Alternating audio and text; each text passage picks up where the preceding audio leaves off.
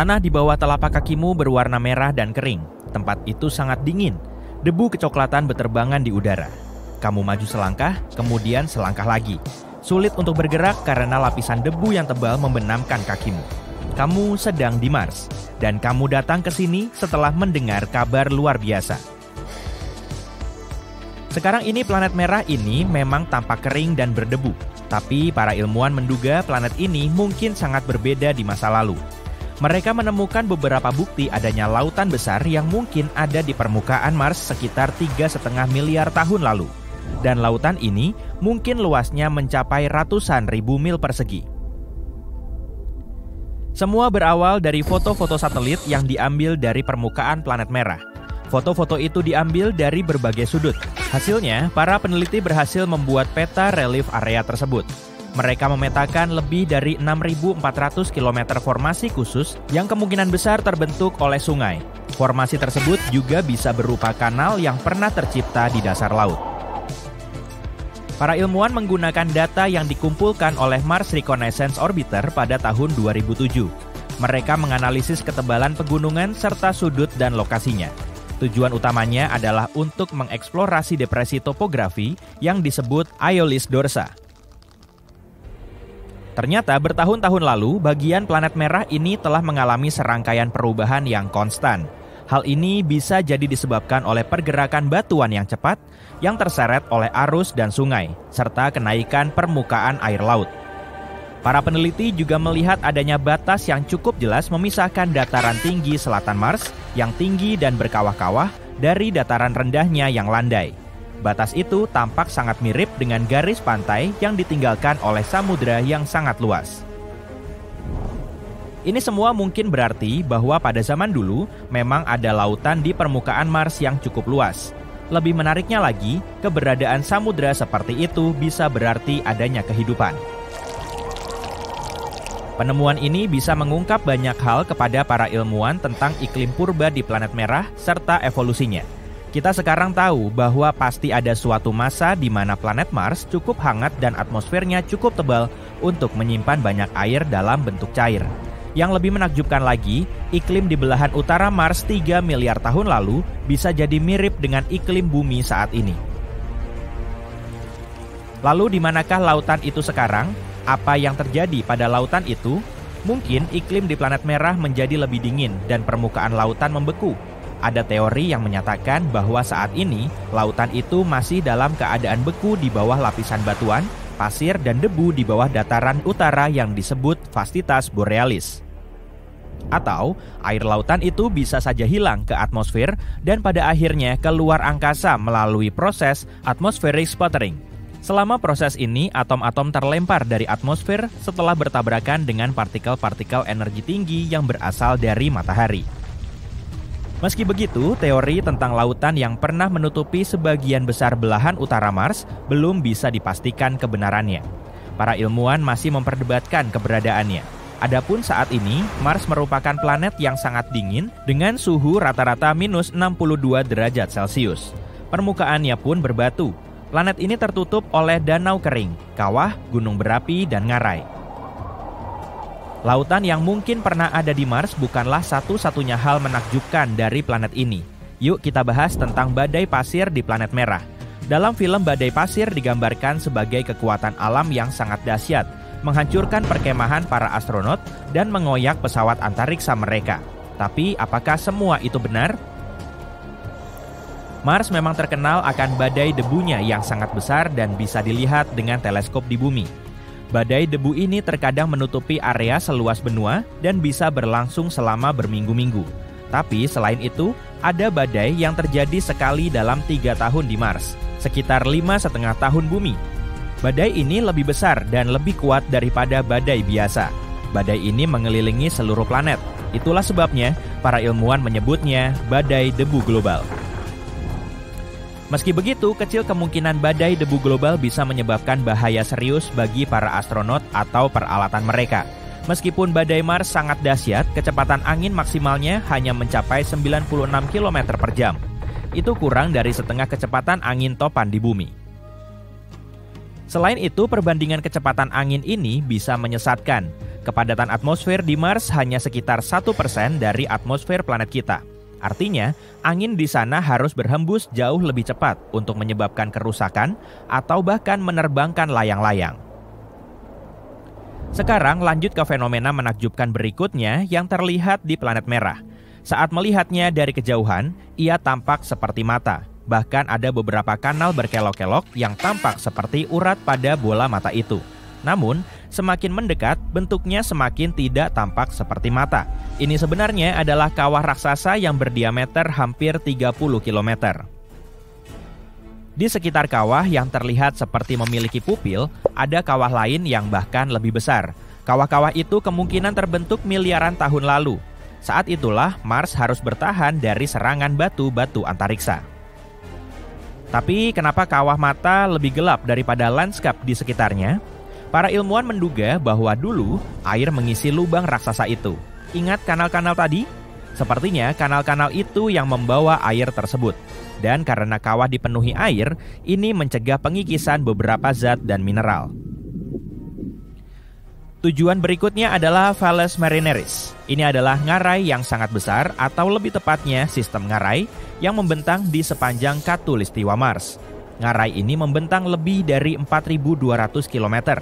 Kedalamannya juga 4 kali lipat dari Grand Canyon yang terkenal di bumi. Saking besarnya, ngarai ini bisa membentang sepanjang benua Amerika Serikat dari Samudra Pasifik hingga Atlantik.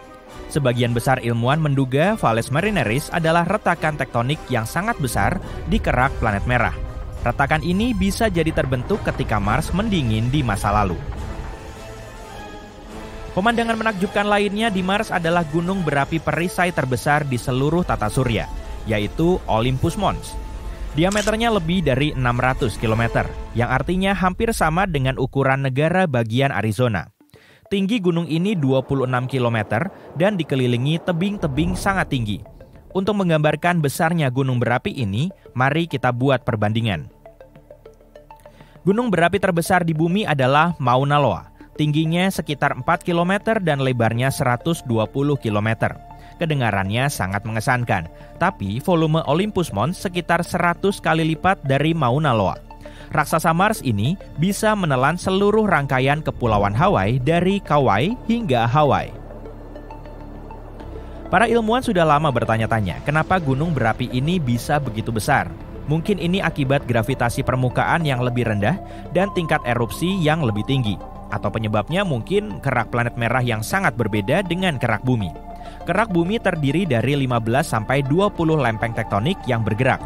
Ketika lempeng bergerak di atas titik-titik panas yang menghasilkan lava, gunung berapi baru terbentuk dan gunung berapi yang sudah ada punah. Itu sebabnya lava bisa naik ke permukaan melalui banyak ventilasi. Tapi di Mars keraknya tidak terpecah menjadi lempeng-lempeng tektonik yang sama seperti di bumi. Dan lava hanya menumpuk di satu gunung berapi yang amat sangat besar. Nah, jika kamu mengunjungi Mars dan memutuskan untuk berjalan-jalan di malam hari, kamu akan menyaksikan fenomena aneh. Fenomena ini terjadi di planet merah setelah matahari terbenam ketika suhu turun di bawah minus 27 derajat Celcius. Cahaya aneh dan misterius menyebar di langit Mars. Sayangnya, tanpa peralatan khusus, kamu tidak akan bisa melihat cahaya samar ini. Hanya terlihat dalam cahaya ultraviolet. Cahaya malam ini merupakan hasil reaksi kimia yang terjadi puluhan mil di atas permukaan planet merah.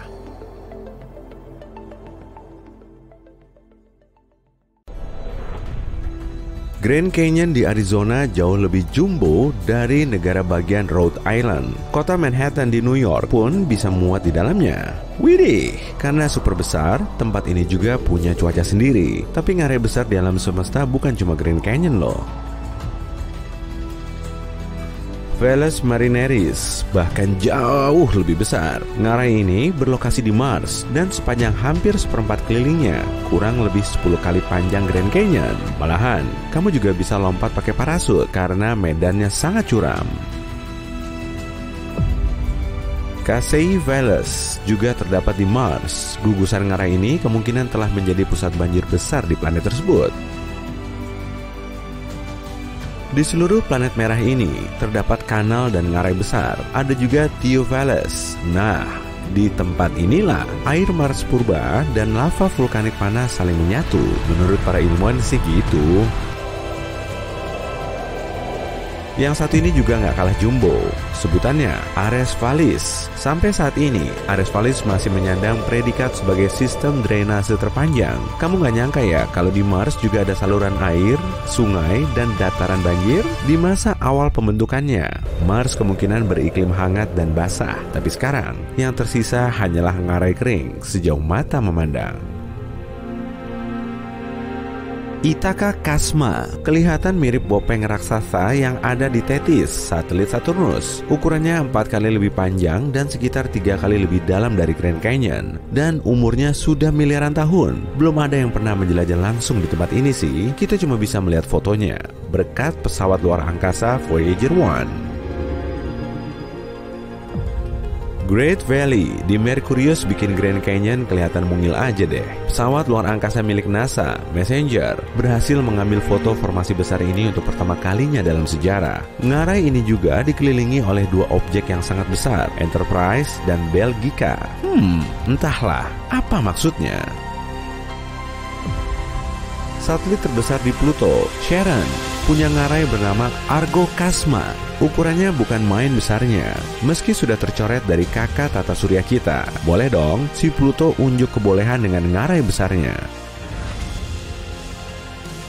Di bumi pun, Grand Canyon punya saingan berat. Ngarai Yarlung Tsangpo merupakan ngarai terdalam di bumi. Lokasinya ada di Himalaya, Tibet. Sebagian orang menamainya sebagai ngarai Everest. Dasarnya bisa memuat gedung setinggi 2000 lantai. Lembah Sungai Indus sangat besar dan mencekam. Lokasinya ada di Pakistan dan ukurannya sekitar 3 kali luas lapangan bola. Sungai Indus, salah satu sungai terbesar di Asia, mengalir melalui tebing terjal ini. Di sini juga terdapat hiu balen dan porpoise, sejenis lumba-lumba. Colca Canyon di Peru tidak begitu jauh dari Machu Picchu. Ngarai tinggi ini menjadi rumah bagi unggas terbang terbesar di dunia, Condor Andes. Bentang sayapnya mencapai 3 meter. Di Nepal, tepatnya di Himalaya, terdapat lembah kali Gandaki yang spektakuler. Tidak ada yang tahu pasti kedalamannya, tapi kemungkinan sekitar 5 kalinya Grand Canyon. Pemandangannya super lengkap, ada di ketinggian, udaranya tipis, dan dikelilingi bentang alam yang unik. Eits, tapi hati-hati loh ya, jangan asal mendaki kalau kamu tidak berpengalaman. Ngarai Cooper berada di utara Meksiko. Di sini, banyak atlet terkenal dunia yang berlari maraton hanya untuk bersenang-senang. Bahkan ada yang sampai bolak-balik. Ada 6 ngarai yang saling menyatu. Dan di bagian terlebarnya terdapat 2 air terjun tertinggi di Meksiko. Cooper Canyon juga punya bentangan zip line terpanjang. Dan salah satu jalur kereta api paling menakutkan di dunia. Awas, jangan ngintip ke bawah. Di Amerika Serikat, terdapat ngarai yang kurang beken meski lebih dalam dari Grand Canyon. Namanya Hell's Canyon dan lokasinya ada di perbatasan negara bagian Oregon dan Idaho. Di tengah-tengah ngarai ini mengalir Snake River. Ada juga Seven Devil Mountain Range. Wih, namanya kok ngeri ya. Ngarai Kings berada di area Taman Nasional Yosemite. Kedalamannya sekitar 1,5 kali Grand Canyon. Tak jauh dari sana terdapat pohon terbesar di bumi, yaitu General Grant. Ngarai terbesar di Australia yaitu Copper Tree Canyon. Untuk mengunjunginya, kamu bisa dibayar loh. Sebetulnya, nggak juga sih. Beberapa pesepeda dan orang yang camping di sana sangat beruntung karena telah menemukan batu permata di tepi sungainya. Kalau beruntung, kamu juga bisa melihat seni batu berumur 2000 tahun. Tiger Leaping Gorge seolah berasal dari negeri dongeng saja ya, tapi tempat ini emang nyata, dalam dan cukup menakutkan.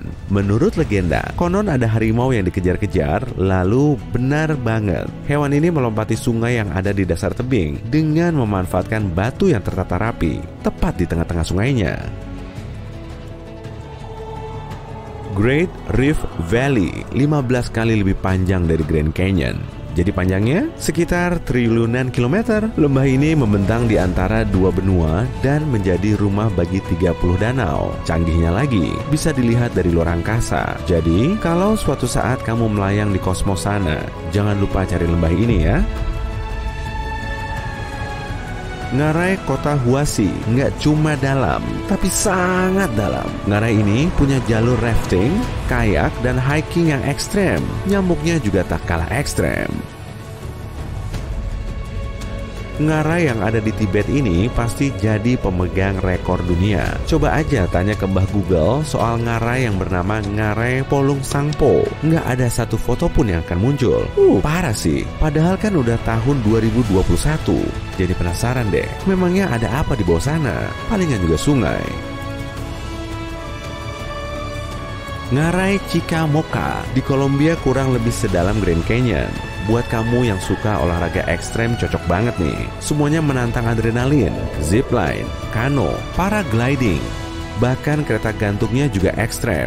Untuk menjajalnya, kamu akan menghabiskan waktu selama 25 menit. Medannya juga terjal. Di Greenland, terdapat Greenland Grand Canyon sepanjang beratus-ratus kilometer. Air dari gunung es yang mencair, terus mengalir melalui ngarainya. Tempat ini pertama kali ditemukan oleh NASA.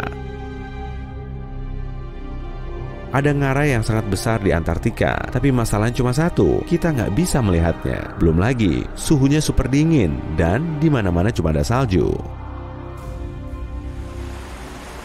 Laut juga punya ngarai besar loh. Zemchak Canyon merupakan salah satu ngarai bawah laut terbesar di dunia. Letaknya di lepas pantai Alaska dan menjadi habitat bagi anjing laut, lumba-lumba, dan paus. Ngarai terdalam di bawah air sekitar 6 kali kedalaman Grand Canyon. Ya, mana lagi kalau bukan Palung Mariana yang tersohor itu. Coba deh nyelam ke dasarnya. Kamu akan menyabet rekor sebagai penyelam terdalam sepanjang sejarah. Wah, ini keajaiban bawah laut kita yang lain. Grand Bahama Canyon. Sejumlah gedung Empire State yang di New York itu akan tenggelam di dalamnya kalau kita ceburkan semuanya. Monterey Bay memang terlihat kurang menakutkan, tapi kan tetap aja ngarai. Ada lanternfish, cumi-cumi, penyu, ikan batu, dan berang-berang laut. Semua kongko bareng di sini. Oh, nggak ketinggalan ribuan ubur-ubur. Jadi perlu jaga jarak biar nggak kena sengatannya. Ada juga giant carp di sekitar ngarai itu, serta rumput laut yang bisa tumbuh sampai 30 meter. Hudson Canyon mengalir dari pelabuhan New York langsung menuju laut dan airnya sangat kotor. Memang ada formasi karang dan spons laut dalamnya sih, tapi dasar airnya mengandung banyak sampah dan tumpukan lumpur dari saluran pembuangan. Aviles Canyon ada di lepas pantai Spanyol. Ngarai bawah laut terdalam di dunia ini termasuk dari segelintir area yang menjadi habitat cumi-cumi raksasa. Ngarai ini terkenal dengan karang putihnya dan suhunya sangat dingin. Bremer Canyon di Australia merupakan ngarai bawah laut yang besar dan berbahaya, terutama bagi cumi-cumi raksasa. Hewan ini masuk dalam list cemilan favorit orca di sana. Jelas, selera makannya sangat tinggi. Akhir-akhir ini, Bremer Canyon menjadi destinasi wisata utama, khususnya bagi mereka yang ingin mengambil foto lebih dari 100 orca yang berhabitat di sana. Nazare Canyon berlokasi di dekat Portugal dan merupakan ngarai bawah laut terbesar di Eropa. Kedalamannya sekitar 5 km, sama dengan 6 kali gedung tertinggi di dunia. Di atas permukaannya terbentuk pecahan ombak yang tinggi. Pantesan jadi surganya bagi para peselancar.